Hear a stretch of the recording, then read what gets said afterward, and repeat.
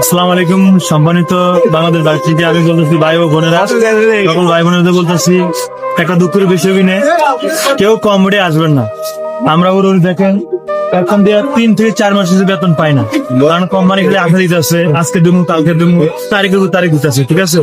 কারণ আমাদের বউ পোলাপান মা বাপ আত্মীয় স্বজন সকলকে মায়া ত্যাগ করে আমার ঋণ প্রদান নিয়ে ধান পান চাল মাল সবকিছু বেঁচে বেঁচে আমরা আসছি কি ওই দূর প্রবাসে কম্বোডিয়া, নাম হলো কম্বোডিয়া।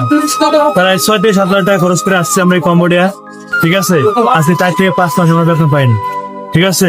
কিন্তু কেউ আমার ওদের ভুল করবেন না। আমার জমিন বেশি আমি ঢুকছি ভাই কম্বোডিয়া, 5 থেকে 6 লাখ 6.5 লাখ টাকা আমার খরচ বেশি কথা। কেউ কম্বোডিয়ার দালালের খুঁজতে পারবেন না।